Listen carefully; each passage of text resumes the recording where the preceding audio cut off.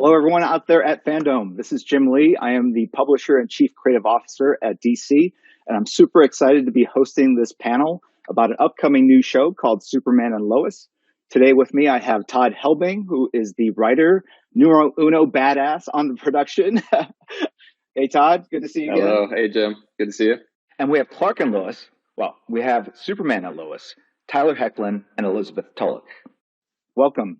Thanks. I'm excited. Yeah, it's good to be here. Yeah, so let's just jump into it. We got a lot of questions. I have my own personal questions as a huge fan of the show, of the characters, and then I believe some fans are going to ask some questions. You guys actually might be asking each other some questions here at the end too. So everyone will get a participation medal at the end. So anyway, so Superman was obviously the first superhero, and he's had some amazing TV shows over the years. As a kid, I watched the George Reeves black and white Superman one where he kind of jumped out of a window onto a mattress on the other side. Yeah. And obviously there have been shows since then. Todd, can you talk a little bit about how this show is going to be different from previous incarnations, adaptations, what you're doing differently that hasn't been done before, and just kind of, tease it out a little bit? I know you can't share too much right now. The main way that we're going to make this a little different is that Clark and Lois are married in this version. And they're not only married, they have two teenage boys. Yes, these guys look way too young to have teenage kids. Yeah, well, we lean into that because Clark Kent does not really age that much. You gotta look close, but the grays are coming in. They're there. Don't worry, they're there. Yeah, when Tyler's gonna be shaving, he's gonna be clean shaven every no. But yeah, I think as a father, who happens to have two boys, that felt like a really great way to bring in some personal experience and just to tell really a story that is as grounded as it can possibly be to have Superman in it. And as a couple, we really get to lean into Clark and Lois not being Superman and the most or famous journalists in the world, but really as parents, like what is that like when you have jobs like that, which can really a lot of people can relate to nowadays, to a lot of families that have two working parents, and all the complexities and difficulties that come with having jobs like that. And then with two boys, how, as parents, speaking from experience, my boys are wildly different. And so we wanted to present two kids that had completely different skill sets. And how do you deal with that as parents? And I don't know if you can, or if you feel comfortable revealing this just yet, right? But there's a reason in which Clark and Lois moved back to Smallville. That's a big piece of. Yeah, I'm not going to give a reason yet, but the story of Superman has taken place in Metropolis for very long. Obviously, there was a Smallville series, but I came from a small town in the Midwest, and the town that I grew up in had a business leave that sort of affected everybody in the town, and the town started to slowly dry up, and it felt very current with recent years after 2008. So we wanted to tell a story where you have the parents, after this tragic event happens, move back to Smallville and really find that it's easier to raise kids maybe in a place where life isn't so hectic as it is in Metropolis. Let's talk a little. I have a really nerdy question, right? So at the end of the crisis on Infinite Earths, they basically brought Superman and Lois into Earth Prime with all the other characters. What role is that going to play in your future in your future storytelling? Well, for all the fans that watched, at the end of the beginning of the last crossover, Clark and Lois had a little infant boy named Jonathan, and the worlds merged and everything gets rewritten. And the end of the crossover is Lois calling Clark saying that he has to get home because there's a problem with the boys. So we took crisis as an opportunity to really age up and change things for them as parents, age up the boys, or create two boys, fraternal twins, and make them teenagers when things really get complicated for parents. So I think just crisis in general really gave us an opportunity to start with a blank slate. and tell, tell the story in a way that we couldn't have otherwise. Tyler, Bitsy, how do you guys feel like, before you're Superman, you're the ultimate hero, right? Lois Lane, you're the ultimate, most famous journalist in all the world, right? And now you're parents to these kids, like, the judging that will be going on in terms of your parenting styles, like it's a whole different dimension, right? Not only do you have to be amazing superheroes, amazing journalists that have to uphold their ethics and fight for truth. On top of it, you now have two teenage boys that are running amok in a small town. Like, is there stuff that you can draw upon to kind of help tell this story from your own childhood or your extended family?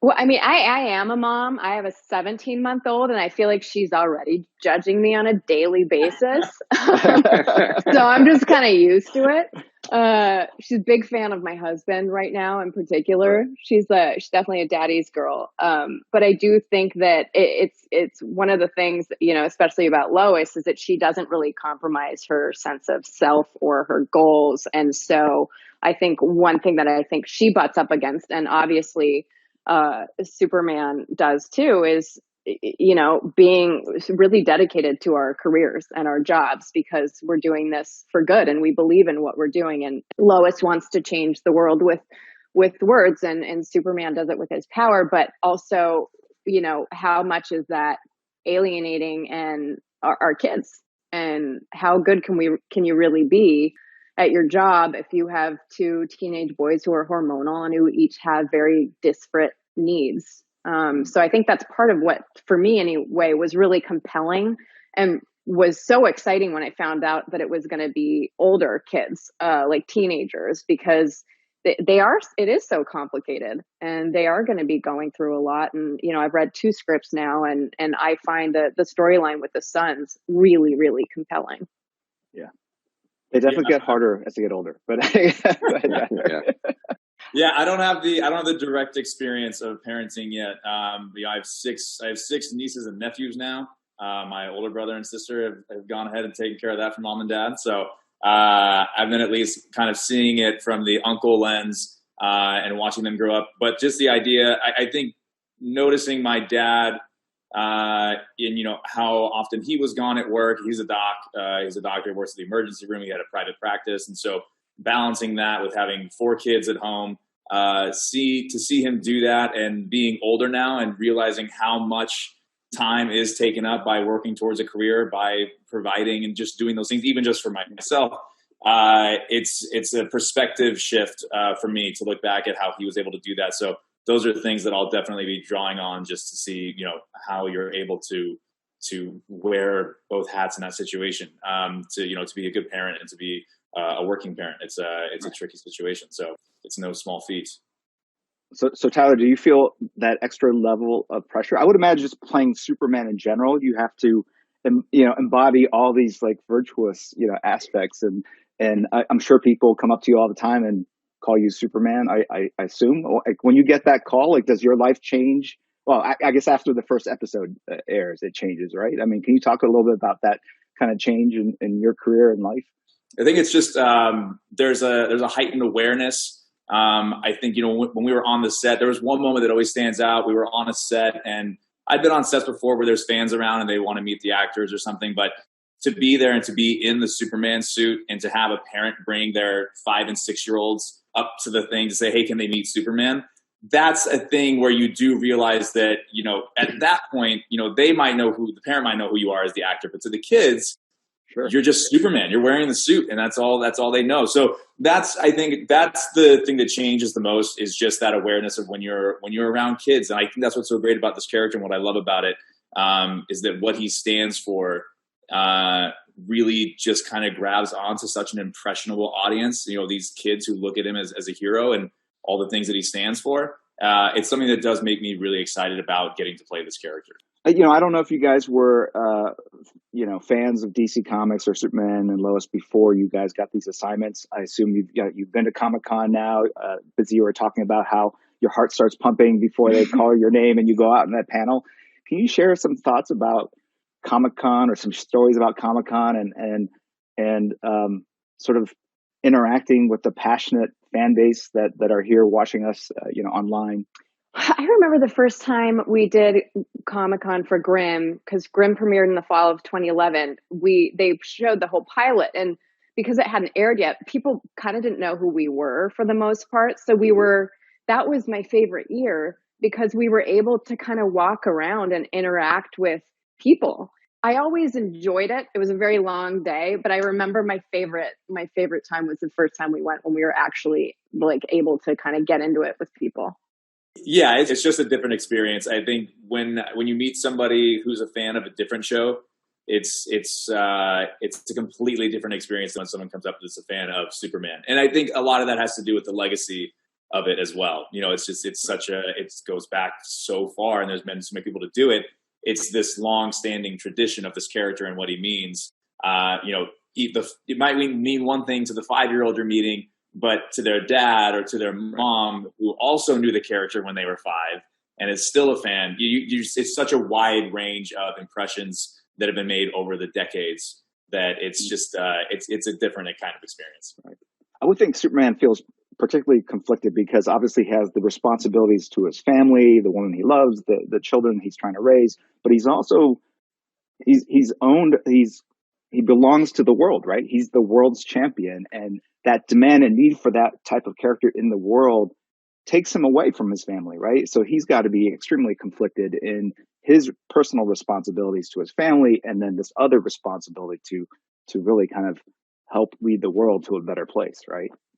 I feel like there's an interesting thing going on, and it's not like it's a brand new situation, but just over the years, it's been this thing where what we do in our professional lives and our work lives does require so much more. And I think that that's something about Superman, is that there is so much needed of him. It's when do you turn it off? When is it okay to turn it off? When is enough? Because you do have other things in your life that might be in a different way. It's not as macro, it might be more micro. Doesn't make it any less important. These are the people that count on you for something that only you can fulfill within that structure of a family. So it's one of the things I'm most excited about diving into in this show is, as a parent, how do you balance that need of something that you have spent your young adult years and the rest of your adult life before you were a parent putting all your effort into? How do you know how and when to scale that back to put that time into the family? And so it's a unique challenge that I'm sure everybody faces going through that. So I'm excited at least to tap into that part of it. So on top of this challenge between, this personal challenge between Clark and Lois and their family, Todd, can you talk a little bit about, as they go to Smallville, kind of the other elements of the other members of the supporting cast of Superman that you kind of want to activate and bring into the fold? We were talking the other day about how love triangles are really important in the Superman mythology, starting with the first, which is Superman, Lois, and Clark, right? Before Lois figured out his secret identity. Yeah, well, I think it's fun to when they go back that Lana Lang is there. Lana was Clark's first love, and I think it's an interesting dynamic as an adult how you deal with that relationship. It can't be Superman. We don't want Clark Kent ever having an affair on Lois. There's not that situation. That's never going to happen. He's as good as they get. She shouldn't know that. Yeah. It's also like we don't want like Lois and Lana brawling in the but that dynamic as an adult is really interesting to us. Those feelings are impossible to ignore, and I think that that's a real thing for some people, especially when kids are involved. And then to see her husband and her kids and that dynamic, there's a couple characters that we invented. Kyle Cushing, her husband, and Sarah Cushing, who gets sort of wrapped up with the boys, and then they have their own love triangle.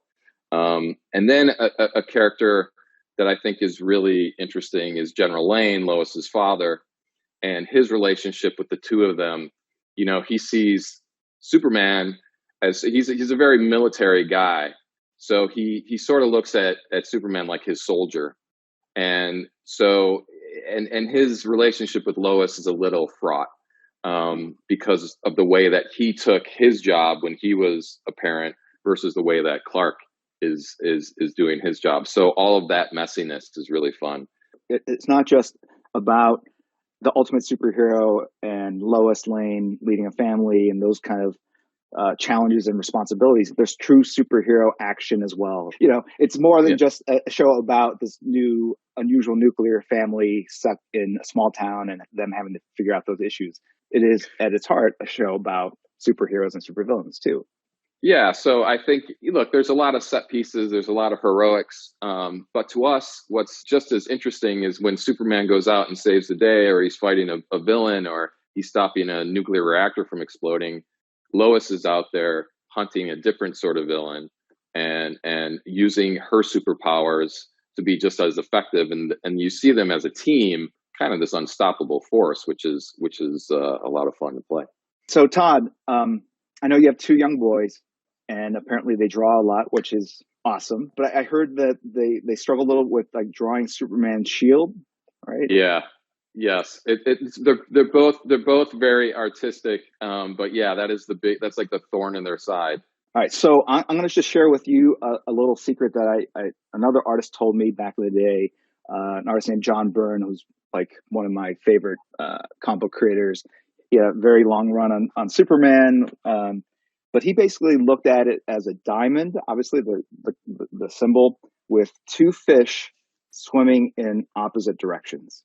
So you're drawing the negative space rather than the S. If you try to draw the S, it's really challenging. But if you just draw the 2 fish, the S miraculously appears. So I'm going to see if I can do that here. Awesome. So wait, we're going to do it, right? Are we all doing it? You guys awesome. Awesome. Absolutely. Yeah. Oh, all right. I got my kids' crayons. Yeah, this is fantastic. A draw line. All right. Now the good. pressure's on. I got to. Yeah. Let's see, Tyler. You guys have to come through for me here. All right. All right. You have paper too? Yeah, we got something there. Oh, fantastic. All right. I've got my board here. All right. So actually the hardest part now, it will probably be to draw the diamond, right? So do that. So you draw the diamond first.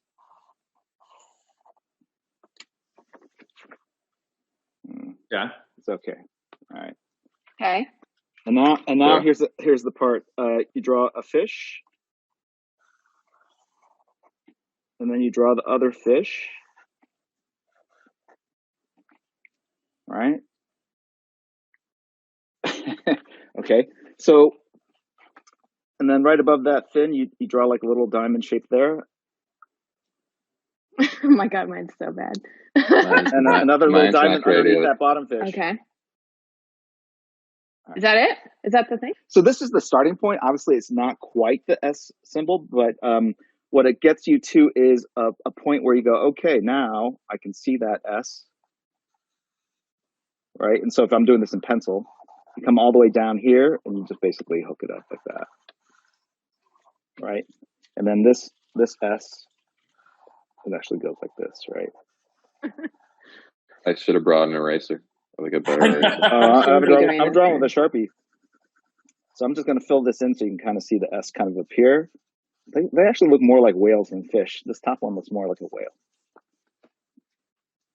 That looked pretty close. Oh, and then another little line goes up here. Okay. There. Okay. Hang on. Almost there. I'm so curious to see what you guys have drawn. It really helps mentally to think about the negative shapes rather than the S that you're drawing itself. This is embarrassing.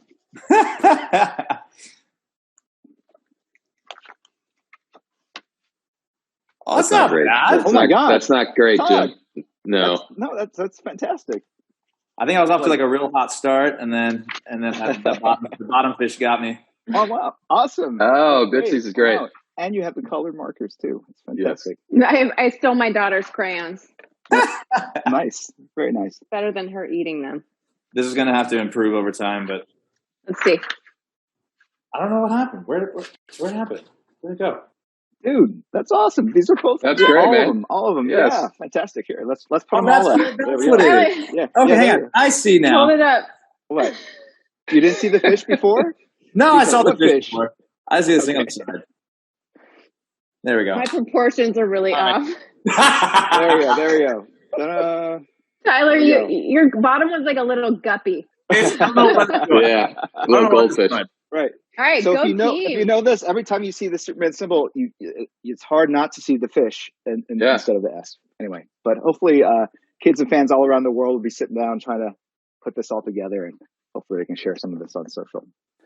All right, so Todd, we have some fan questions. What Superman story stood out the most to you that made you want to play these characters? Was there a seminal moment where you were first introduced to the Superman mythology that made you a Superman or Lois or DC fan? You know, it's funny. It's not that there's like one particular moment. I've never seen the TV shows. I've seen snippets of it, but I've never seen. I worked with Erica Durance last year. She's amazing. I love her, but I haven't seen Smallville. I've seen the Christopher Reeve films with Margot Kidder, and I love them so much. And I think one of the things that I always found really memorable was this. She didn't know who he was, but like on some level, did she? There was something about the way I felt like Margot Kidder played it, or maybe I'm projecting, where it feels like, and part of the reason they're such a good couple and they love each other so much is that she just kind of gets him. And you know, I just remember moments where she was kind of looking at him quizzically, and I'm like, wait, does she know? Or does she just sort of understand something about him and who he is and what he represents? And like, you know, going back to what I was saying earlier on, I think part of the reason Lois is the perfect woman for Clark is that she gets why Superman is so important for the world. And she is happy to make the sacrifice as far as one-on-one time and family time as a result. For me, I would say kind of the same thing. It wasn't a particular story. Really, for me, what it was when I went and met with Greg originally to do the couple episodes of Supergirl in the first place. You know, I sat and watched the first season of Supergirl, and I think it hit me at the right time in life. And I think there was an environment at the time that felt like we needed a little bit of hope. We needed a little bit of optimism.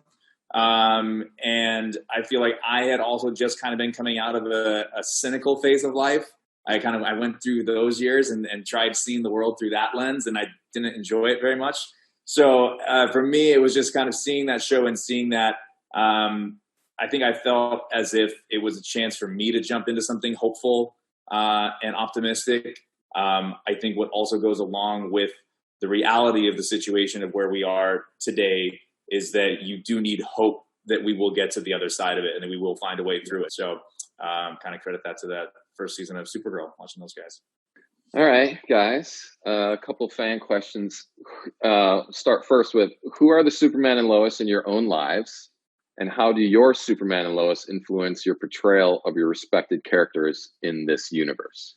I would say just, you know, for what influences me playing Lois Lane, especially playing Lois Lane right now at a moment in history where the profession of journalism is a little bit under siege, is just every journalist ever who is busting their butt right now and coming under heavy fire from both sides and a lot of media scrutiny and everything. And the fact that they're still showing up and doing their jobs.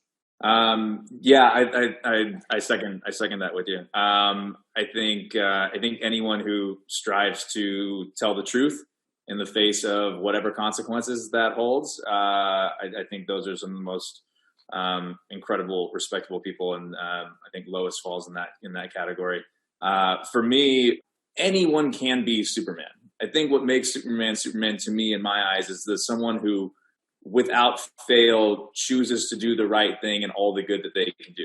And that's really what it is. And whether that's, you know, saving one person from crossing the street, whether that's saving a falling skyscraper as Superman would do that saves everyone in the building. It's the quality of the efforts and the works, not the quantity. It's not how huge they are. It's just how impactful they are to one person. So Tyler Hecklin, 2 questions. What was it like putting on the suit for the first time? And the second half of the question is, are we going to see Superman get a new suit in this new version? Yes, I think putting the suit on for the first time, everything about this, there's been so many times where there's been kind of a surreal moment, but I think putting on the suit for the first time was the most surreal moment, just because any other time that you would be wearing that suit is probably on Halloween, and that's about it. Otherwise, I don't know why you're putting it on or why you have one in the first place. So I think putting it on and actually seeing it and realizing this is not just for a day, we're going to shoot this, we're going to tell a story that involves this character. I don't think that it's sunk in, and if it hasn't by now, it probably never will to some weird degree. But I think being the one wearing it as opposed to seeing someone else in it is a different experience.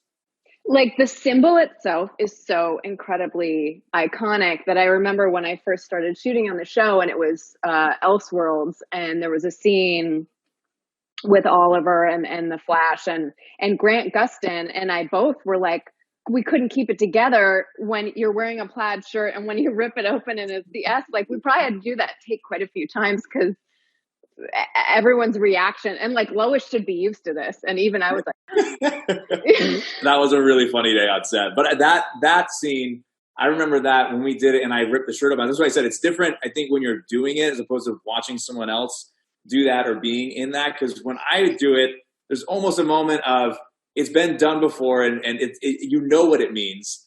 So you're like, is the way I'm doing it weird? Does it look right? I don't really know.